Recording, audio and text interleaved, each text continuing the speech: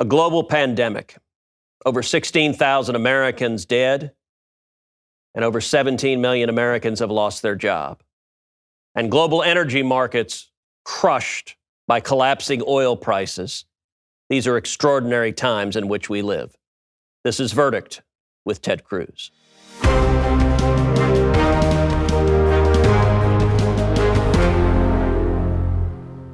Welcome back to Verdict with Ted Cruz. I'm Michael Knowles. Senator, you're starting us off on a little bit of a downer there, but I guess we're living in fairly down times. I want to focus in on something you said there about the energy markets, because last I checked, oil was trading at something like $22 a barrel. I mean, it was very, very low. And I think for most people, the interaction we have with the oil industry is when we fill up our gas tanks. So low oil prices are not necessarily a bad thing when we look at it. What are we missing here? Well, I think right now we're facing three different crises all at the same time.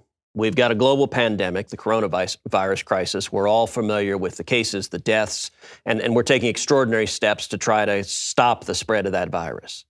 There's an economic crisis, a disaster. 17 million people in the last 3 weeks have filed for unemployment. We've seen entire industries decimated, and that's producing enormous damage. But at the same time, you've got energy markets, and in particular, the global price of oil has dropped more than in half. And the consequence of that is it potentially risks bankrupting most, if not every, American energy producer. And particularly in my home state of Texas, that's devastating. But if you end up seeing American energy producers driven out of business, that also has massive implications in terms of you and me paying higher prices at the pump in years to come, and also geopolitically, making us dependent on foreign countries in a way that we just now managed to get free and independent from. So what you're saying is we shouldn't be celebrating maybe a little dip in the gas prices right now, because in the long term, financially, that could really hurt us. And also it has these national security implications that look pretty bad down the road. I just want to point out something you said, Senator. You said you flew out and met with the president. You met with the president specifically because of this energy crisis. That's how bad it's gotten. No, that's exactly right. On Friday, I got on a plane on a United commercial flight that was practically empty. There were only maybe 10, 15 of us on it. Flew up to D.C., went to the White House, had a 2-hour meeting, and we're all from states that are big energy producers. And we started by writing a letter to the Saudi ambassador. Then a couple of weeks ago, we did a conference call with the Saudi ambassador, 9 of us. I got to tell you, it was the most bare-knuckled, candid conversation really I've ever had with a foreign leader in 8 years in the Senate. Can you give us a little behind the curtains here? I can. So we're on a conference call with the ambassador. Here's what I said. I said, listen, no state in the union does more business with Saudi Arabia than Texas. And right now, you're taking advantage of a global health pandemic to try to screw and bankrupt people across Texas. And it is devastating. And the 13 of us who signed on to the letter, as a matter of national security, have consistently been allies of the Saudis. Saudi is an important counterpart to Iran. Iran and the Ayatollah are really dangerous for national security. But I said, listen, you know, we've been with you, but you're now trying to bankrupt people in my state, and that is not going to stand. Now, here's the Saudi ambassador's defense. But Russia. They sound like the mainstream media for the last 3 years. well, they do. And I said, listen, Russia's our enemy. We know that. They behave like our enemy. We treat them as our enemy. You're supposed to be our friend. You want us to treat you like Russia? Fine. Yeah. You want to be our enemy? How about we pull up all our soldiers out of Saudi Arabia? We pull our Patriot missiles out there, because every time someone screws with you in the Middle East, you pick up the phone to call the American military and say, save our asses. Well, then don't bankrupt people in my state. And I was pissed. Yeah. And I got to tell you, it was interesting. That call, I think it got, in fact, I know it got their attention. So you and I, we've invited a guest. It's a longtime friend of mine, Wil VanLoh. Wil is the CEO of Quantum Energy Partners. Now, that is an $18 billion private equity energy fund. Quantum is the third largest driller in North America. And I got to tell you, Wil is someone who knows the energy markets as well, if not better, than anyone I know. And so in the last couple of weeks, as I went up to meet with the president and major energy CEOs last week, Will was someone we literally spent probably 6-7 hours on the phone trying to understand what's happening here and the real threat to jobs and to energy security in our country. And so, Will, welcome to Verdict. Will, for so many years we complained about how we're dependent on the Middle East for energy. We are totally trapped for energy. And yet this technology helped to lead us away from that and get us to what I guess we'd call energy independence until maybe 5 minutes ago. That's right. And I think that is a huge, when you think about the United States has had more wells drilled in it than the rest of the world combined. That's a pretty amazing statistic to think about. And when it comes to shale, do we have a lot of it here? Yeah, for sure. Probably 95% of all shale production in the world is in the United States. Part of that's due to our geology, right? So they've tried it, for example, in Europe. They don't have the same rocks over there. Now, there's other parts of the world where there's a lot of shale, but those are parts of the world that typically have a lot of conventional oil and gas as well. And if you don't need to drill, it costs more money to drill wells unconventionally, horizontally, and put the big fracks on them. So places like in the Middle East, where they have a lot of conventional production, they don't need to drill horizontal wells. So the last 10 years, we have this technological innovation. We discover how to access massive reserves that were there, but we didn't know how to get to it. Right. And suddenly America passes everybody. We pass Saudi Arabia, we pass Russia, we become the top producer in the world. Who is it that drove that? And is the energy industry, look, I think a lot of people think of energy and they think of big oil. They think of a couple of, giant companies, Exxon and Shell and, these giant companies. Is that who did this innovation? No, and that's the interesting thing, because so much of the dialogue right now in Washington is involving the Exxons and the Chevrons of the world. And there's certainly big players in shale today, but they didn't drive the innovation. It was actually the independents that drove that innovation in the United States. So what's an independent? Well, an independent is basically an oil and gas company that's not a major. So the majors are typically integrated companies. They're the largest companies in the world in terms of publicly or privately owned, outside of government-owned oil companies. And these majors, I mean, they're massive. I mean, some of them, they have GDPs that rival companies. So, well, they do. Like Exxon, for rather. example, they produce over 4 million barrels a day, right? There's only a handful of countries in the world that produce over 4 million barrels a day. But the shale revolution was started and driven by independents. And independents, you're talking, you and I both spent a lot of time out in Midland, Texas. You're talking sometimes 5, 10, 20 guys in a little office who are raising some money and going out and drilling holes and innovating. That's what drove this entire revolution and changed the entire geopolitics? It did. And to be fair, the technology was probably driven more by the larger public independents. Companies like Chesapeake, companies like Pioneer, those types. They drove the technology, but the smaller independents were very quick to get in and really take that, and they're much more nimble than the public companies. So they take the big technology revolutions, and then they do a lot of evolutionary changes in that technology. And they get it out there very quick, and they're able to access large amounts of land. And so the independents, both the larger public independents, as well as the thousands of smaller kind of mom and pop independents, they're really the ones that have made this independence of energy possible in this country. Now, Will, I don't want to rain on your parade here, but this sounds too good. This sounds too good to be true right now, because you've got this great energy revolution here. You're empowering so many people, American ingenuity, and then the prices all plummet. So I understand how it worked out so well. What went wrong? Well, let's back up a little bit. And you think about prices plummeting. Prices plummeted from about $60 a barrel at the beginning of the year down to about $20 a barrel a few weeks ago. Now they're up in the mid to high 20s now. But let's not forget, before the shale revolution started in 2008, oil was $147 a barrel. Okay. Wow. So hold on a second. $147 a barrel, and then it came down to $50, $60 a barrel, and now it's plummeted to the 20s. Right. Is that right? And through American innovation and ingenuity, we were able to get the cost. Initially, these shale wells were very expensive, and you didn't recover a lot of hydrocarbon. And through a lot of science, through a lot of just innovation and trial and error, we were able to meaningfully perfect, if you will, the way we drilled and completed these wells.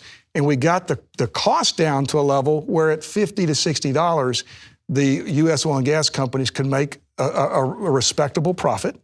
And the industry for the last 4 or 5 years has been chugging along. And $50 to $60, look, most of us don't buy a barrel of oil, so that number doesn't mean anything to us. What does that mean, $50, $60 oil, what does that mean in terms of a gallon of gas at the gas pump? And understanding a lot of the cost of gas is actually taxes, right? And those don't change. So $3 to $4, depending on the state and city you live in, is what $50 to $60 oil translates. So Michael will pay a lot more in California than we will in Texas. He will absolutely pay more.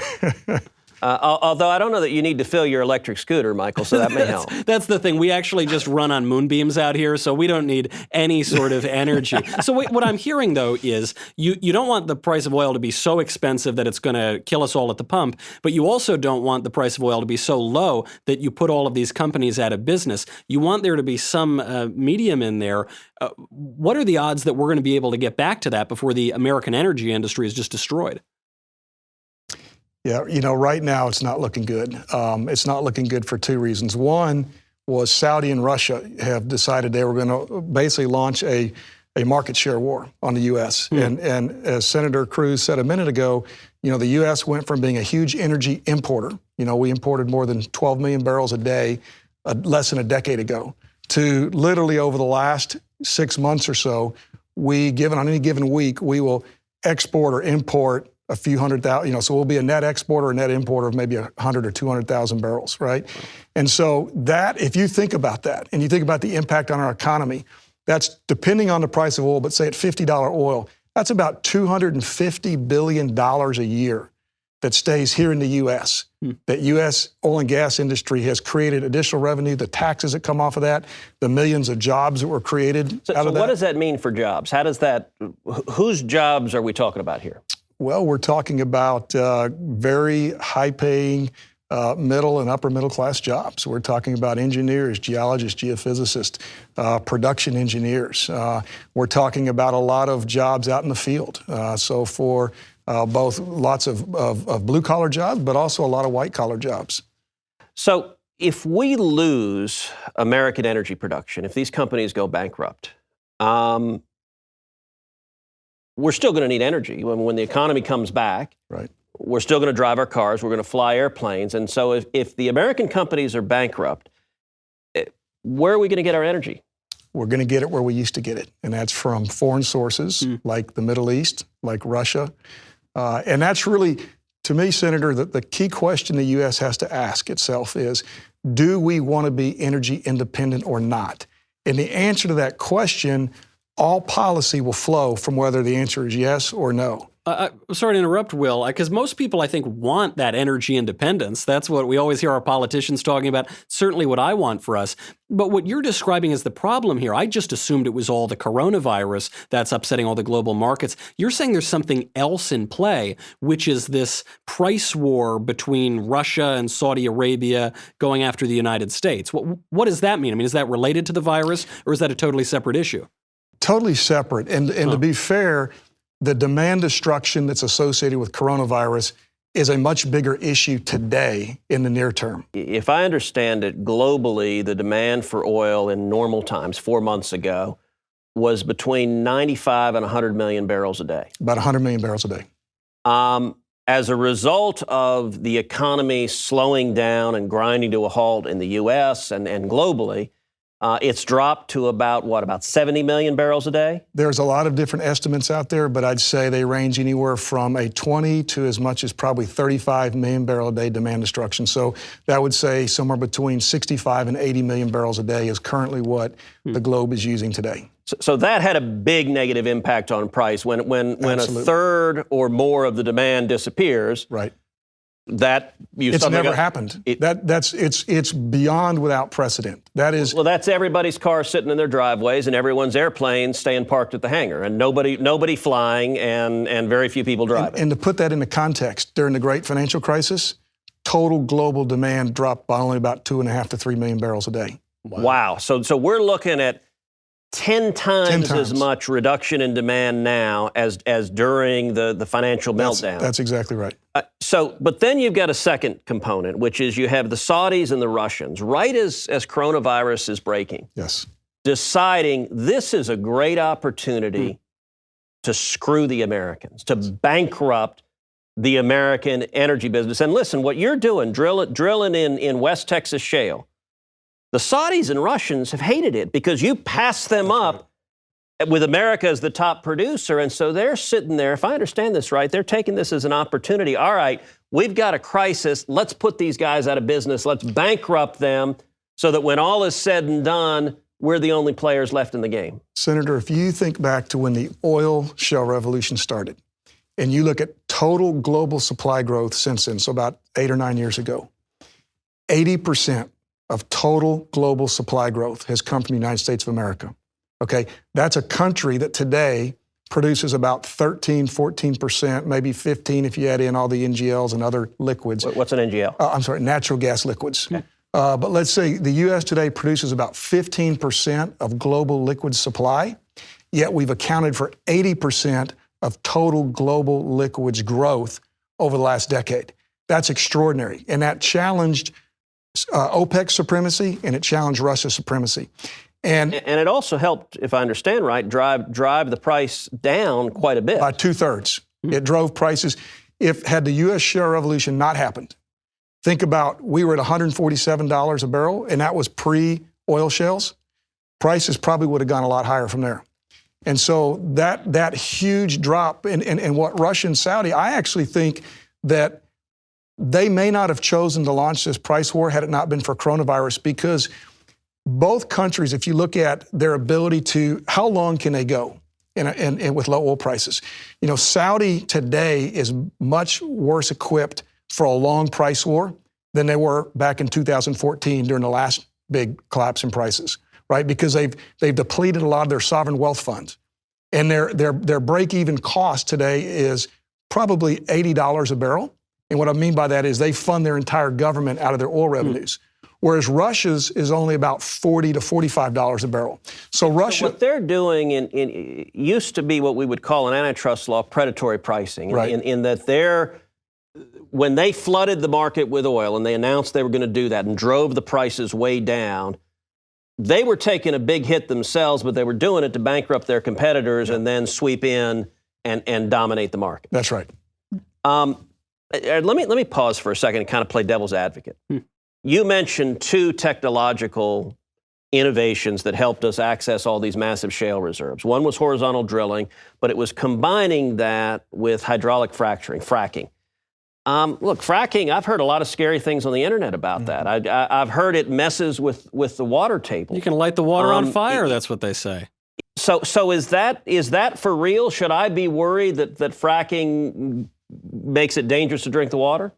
No, you know, there's probably not a bigger set of environmentalists in terms of people that like the outdoors, that like the water, that are, you know, really love the earth than the good people you'll find in the oil and gas business, right? And I think there is, you got to remember when we frack a well, these wells are anywhere between 8 and 15,000 feet below the Earth's surface. The surface water that people drink is anywhere from 50 feet to maybe 300 or 400 feet below the surface. So let me make sure I understand that. You got the surface, 50 to 300 feet down. That's not that far down. Right. That's the water table. That's where the water is that we get our drinking water. That's correct. So that's not where you're fracking. No. You're fracking 10,000 feet below that. And 10,000 feet, if my math is right, that's 2 miles. About 2 miles. 2 miles of rock down low. So where you're doing this is 2 miles away from the water. Right. All right, let me ask a different question. So my daughter, Caroline, you know Caroline, she's 11. She actually said to me last night, she said, you know, everything that's happened in this crisis has been really good for the environment. The environment is cleaning up. That's right. And listen, it is true. If we have no production, if all human activity stops, that would be good for the environment. It's just not very good for people. That's right. Let me ask you something. What happens if all these independent energy producers go out of business? The economy gets going again after the crisis, and we're dependent once again on the Middle East for oil. Is that good or bad for the environment? You know, it's a great question, because I think so many people think, you know, hey, let's put the U.S. oil and gas producer out of business, and because oil and gas is bad for the environment. But that doesn't mean people are going to stop driving their cars. It doesn't mean people are going to stop flying in airplanes. It doesn't mean people are going to stop buying iPhones, which, by the way, take hydrocarbon energy, and the plastics, a lot of the parts. Everything we have in our modern life, Senator, revolves around hydrocarbons in some form or fashion. So the need for them is not going to go away. We will just shift the source of where we secure those from. And we'll go back to where we were a decade ago, which is sending hundreds of billions of dollars overseas to people that, quite frankly, don't like us very much. We will lose significant geopolitical and if I remember right, an awful lot of the 9/11 terrorists who attacked us were from Saudi Arabia and had their funding source from there. And so fueling the Middle East with billions of American dollars is not good for keeping America safe. It's not, and it'll also cause the loss. If you think about the biggest growth engine in U.S. jobs coming out of the great financial crisis was the energy industry.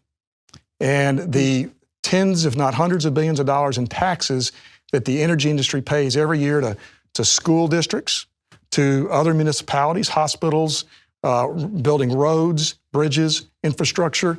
Right. But this is just Texas, right? I mean, we're only talking Texas jobs. There's none anywhere else in the country. No, there's a number of other places throughout the United States, both. Like where? Well, you've got the Bakken, it's in North Dakota.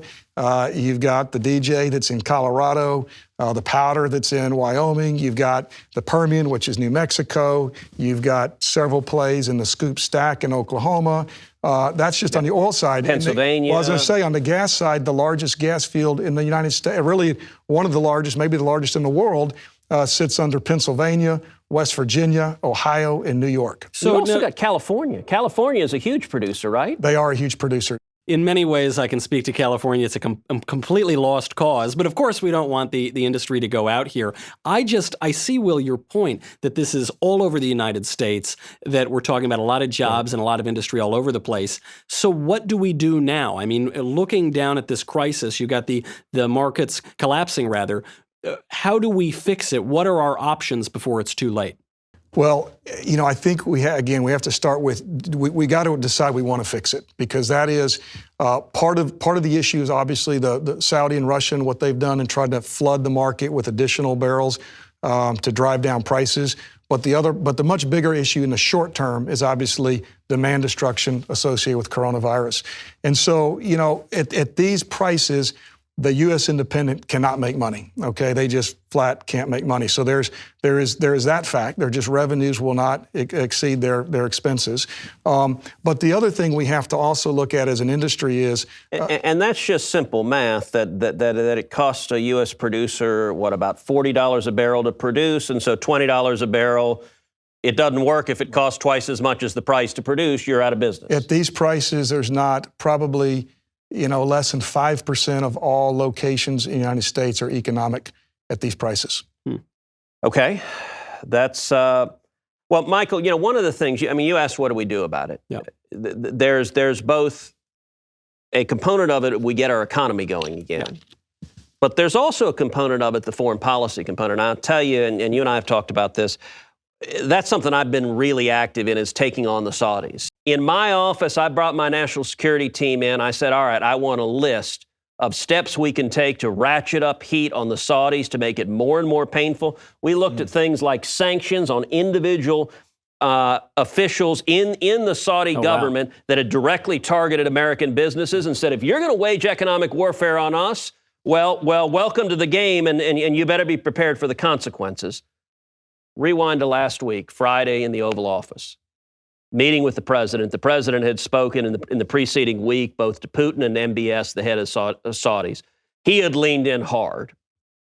And it's interesting, the president didn't start out that way. I talked to the president a couple of weeks ago, and his instinct is actually where you started this show, Michael. He was like, well, you know, aren't low oil prices good? Isn't it a good thing? You know, he was thinking of it. He's a real estate guy from a consumer's perspective. Until I and others started explaining, listen, we're looking at millions of jobs that go away, and if we destroy America's producing capability, it makes the bad guys who hate us more powerful, and it makes America weaker. That's a bad outcome. Well, what the president said is that MBS and Putin had agreed to stop flooding the market, to reduce their production. He tweeted out 2 weeks ago they were reducing their production 10 million barrels a day. That resulted in oil, just that announcement, going from $20 a barrel to 27. In the White House meeting, what he told us is he said it's actually going to be more than 10. It's going to be more like 15 million. And just today, the news broke that they're talking about 20 million. Now, the proof is in the pudding, and we'll see if they actually do it. Yeah. But if they stop flooding the market, if they pull back, that will help. It won't solve the problem. The problem won't get solved until the economy comes back and people are able to drive their cars and fly airplanes. But if Russia and the Saudis follow through and stop flooding the market, stop taking advantage. In the meantime, before the economy comes back, if they're talking about cutting daily production by 20 million barrels, okay, that's great. How much do we need to actually see an impact on the American energy sector? Right. So, going back again, I think there's somewhere between 25 and 40 million barrels of demand destruction right now. And so, look, is 10 or 15 or 20 million barrels a lot? It is. It's nowhere close to what we need to really balance supply and demand. And the fact is prices were cratering long before this, it became apparent of how bad, because most of the price drop happened when people were thinking demand destruction was 3 to 5 million barrels a day. Historically, if a producer, like if OPEC were to flood the market even with a couple million barrels a day of excess supply, meaning only 1 million or 2 million barrels difference in supply and demand, prices would drop in half, okay? So What we're talking about here is it's a number that's really irrelevant, number one. Number two, there's a conditionality on everything. Saudi and Russia both have said, in order to enact these cuts. So for the econ wonks out there, there's high price elasticity. There's very high price elasticity.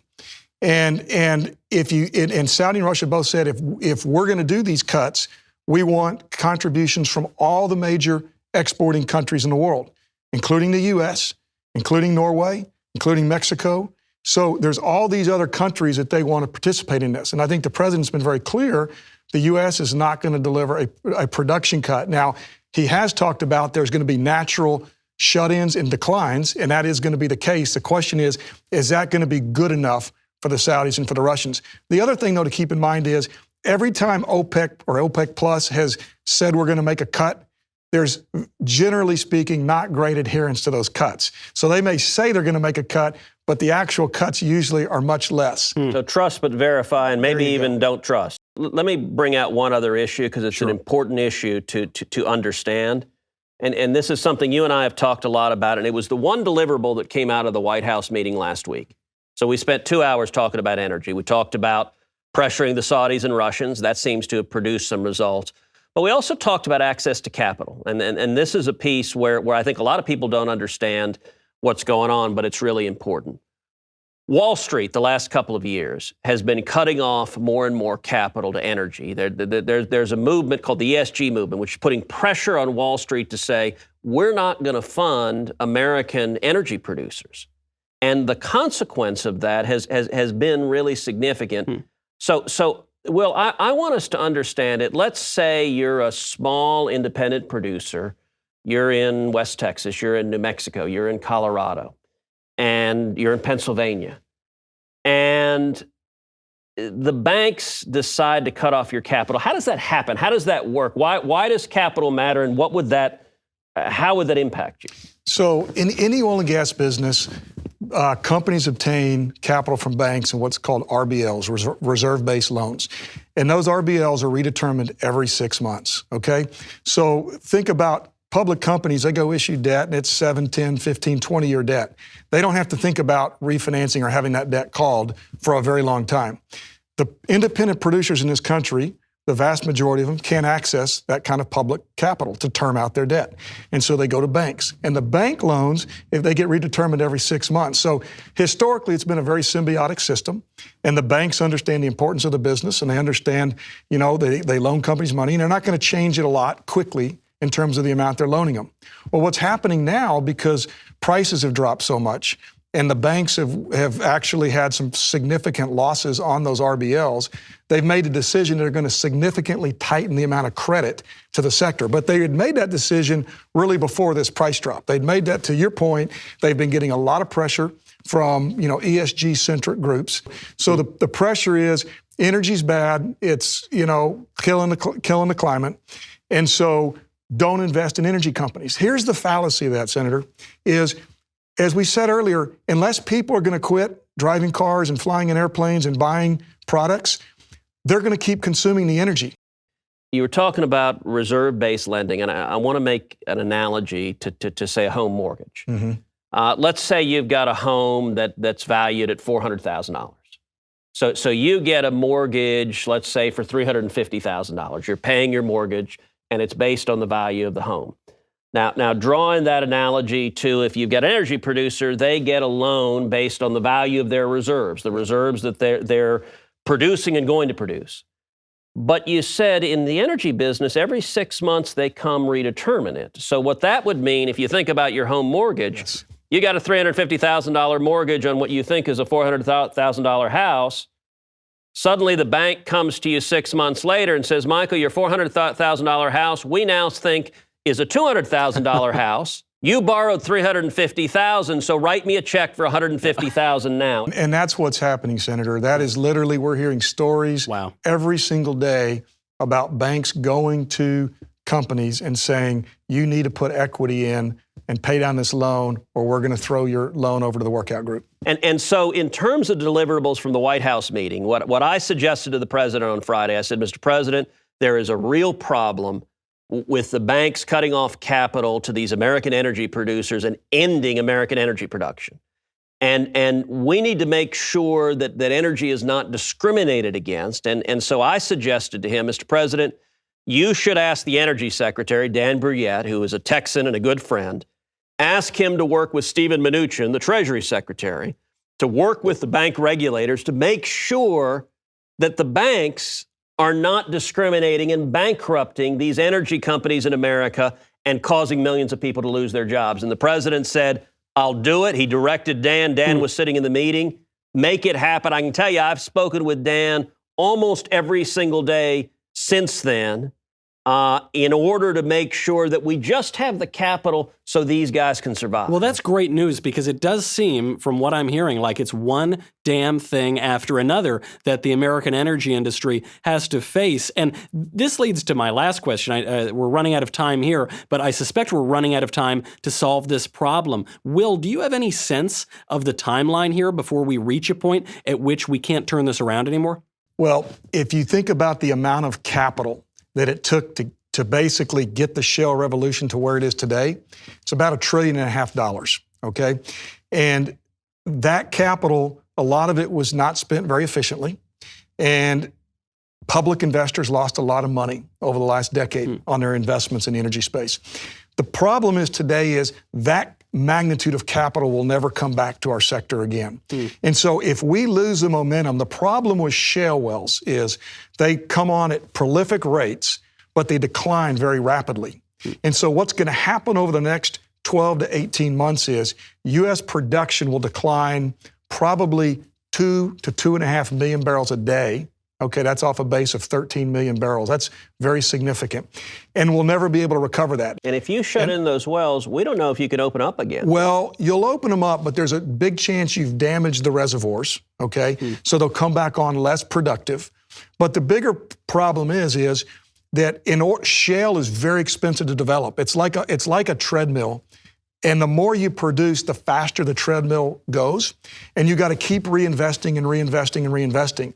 And as soon as you break that cycle of reinvestment, you can never get back up unless you put a lot of outside capital back into the system again. So for every dollar that came in the door, the energy industry was spending about $1.50, okay? That's how we grew production from 5 million barrels a day in 2010 to 13 million barrels a day this month.